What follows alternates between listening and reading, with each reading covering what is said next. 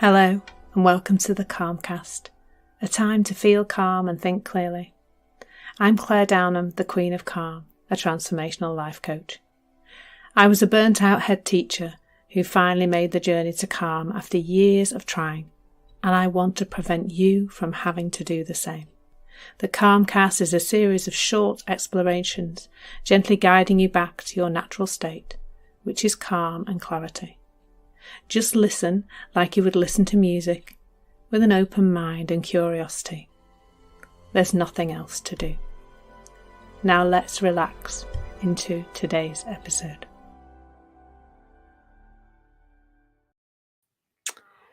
So today we're going to talk about, I don't know why I say we, it's like I'm going to bring on a load of other people to help me out. That would be fun, wouldn't it? Maybe I will do that sometime. How anxiety surfaces in relationships is our topic today. And I see this a lot. And how it kind of seems to play out is that someone has usually experienced something unpleasant in a relationship. So it could either be one of their relationships, early on in life, one of the childhood relationships that set in place some kind of pattern of being in the world, that some kind of fear has been set up around certain kinds of behavior, meaning certain things. And then or they've just learned from being observing. So I would say a big part of my learning of how to be in the world has come from observing my parents' relationship. And lots of things I see about myself mirror what my mother was and still is like, and my and in fact, I married my dad. So literally the man I married, very similar to my father in lots of ways. And not in others, but in many ways that I was very acutely aware of. So that there's either been some kind of pattern there in childhood or in an observation of a relationship, whatever it is, there's this conditioning. Remember, this is happening all the time. We're learning how to be in the world. We're learning what to believe. We're learning how we fit in the world. We're learning our value as somebody in a relationship from all these experiences that are just dripping in all the time. And nobody's deliberately doing that. No parent is deliberately teaching you how to be in a relationship, and neither are you deliberately learning. It just sort of happens. But then the other thing that can happen is, as a kind of layer on top of that, is that people experience something unpleasant in a relationship, either in the relationship that they come to talk to me about or in a previous relationship. So an infidelity is a really good example of that, where somebody has been, I would say, a victim of, but that they've experienced an infidelity in a relationship. And so then when they go into the next relationship, or when they decide they're going to continue in that particular relationship, there is this overhanging way of seeing the world. And that's all it is. It's just a leftover way of seeing the world. And the reason we're set up like this is a really important thing to realize about how the mind works, is that we're set up to keep ourselves safe. The trouble is that we take that safety to be the safety of the self, to be the safety of this person who I think I am, but it's not our physical safety. In actual fact, the best way to stay safe physically is to be present, to be aware of what's happening to your body, to be aware of things around you, to be in the moment. I probably told you my cow story. A few years ago, I got chased by cows, and it was my present moment wisdom that had me climb over a wall and get away from the cows that were coming towards me quite angrily. Actually, I was in a field with their calves. It's calves. mummy cows, and bulls and a bull all in the same field. Anyway, so in the present moment, we're set up to deal with fearful things, to deal with things that are a risk to this physical form. The trouble is that we've retained all sorts of things that are to stop us feeling things we don't want to feel. So we set up all these protective things. So how that can play out in a relationship is, let's just tell it like a story. So, someone who has experienced an infidelity in a previous relationship, and they go into this new relationship with the overhang from that. And what that then anxiety begins to build. How it builds? Well, the partner that the person's with is late home from work and says they're working late, for example. Well, that's what the other partner did when they were having an affair. So already this person is beginning to feel fearful, is beginning to feel anxious, is beginning to worry about what their partner's doing. So this happens a few times, it just happens that their partner does have a full-on job and they do have to work late quite a lot. It's just the way it is. But the person who's been the victim previously of an infidelity will then start to behave in particular ways. So they may begin to do things like check their partner's phone, or just be very overly questioning, where have you been? And I've called the office and nobody answered, and that, like calling the office and doing those things, those behaviors that then can start to bring about a reaction from the other person, from the partner.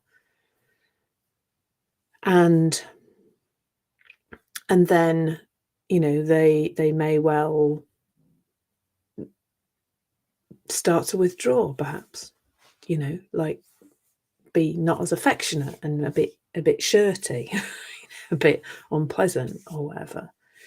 And that can go on to the point where that relationship fails, because the man involved, let's say it's a woman who's feeling upset and anxious in the relationship, the man just goes because he's had enough of this woman who keeps asking where he is and is withdrawing and not being physically affectionate and everything else that people kind of, people don't want those things, do they, in a relationship? So the relationship fails. And so the story then it gets reinforced, doesn't it? Because the woman says, well, he probably did have somebody else, then I was right, and now he's left me because he had somebody else anyway. So the story gets reinforced. Now, where we begin to learn how the mind works, and we begin to bring in these three principles that I share, what can start to happen is it just start to become more aware that some unpleasant, unhelpful things have been learned as we've gone through life, whether they've been learned from our childhood or from a previous experience in relationship, and that they're not true. And that the thought, when we're feeling anxious, the thought to phone the person's office or check their phone or whatever, we start to go, no, actually that's just coming from this really poor state of mind I'm in. It's starting to take those thoughts that say, behave this way, that's the way to keep yourself safe. We start to take those with a bit of a pinch of salt. We start to see through them a little bit more. We start to hold them more lightly and become more questioning of them, because it's just seeing how it works. The feeling of anxiety is not coming from the person's behavior, the partner's behavior. It's coming from us. It's coming from us running this old reaction to life that we've run many times before, probably right from when we were very small. And seeing this is freedom, quite simply. There's just this pleasure I find now in noticing when I'm getting caught up in a Loopy Tune story that is not helpful, and seeing when I start to feel really uncomfortable about something. So this morning I had a little moment of it. I'll tell you about it. It involves soup, so bear with me. But my fiance, I've recently said to my fiance, we need to cut down on the carbs.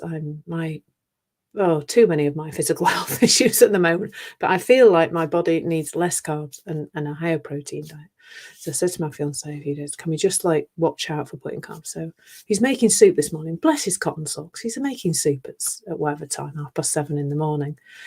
And I said, we had some leftover salmon and we bought some carrots from the supermarket, like on the cheapy stand. We were going to make a soup with it.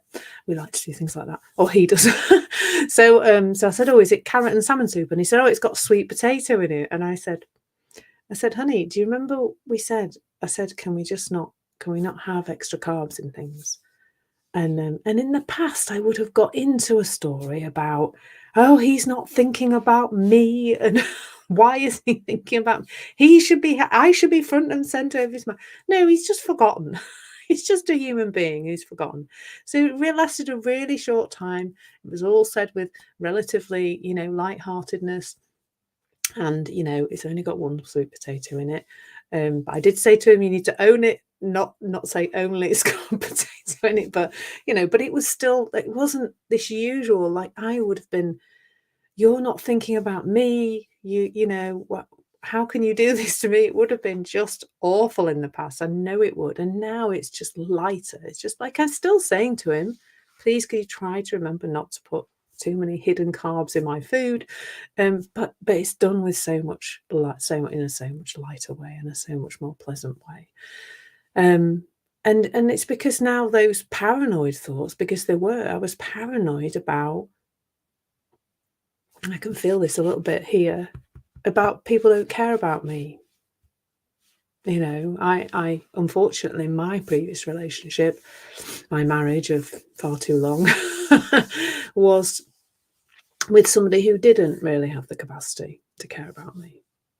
Just didn't have that capacity. It just wasn't in him, really.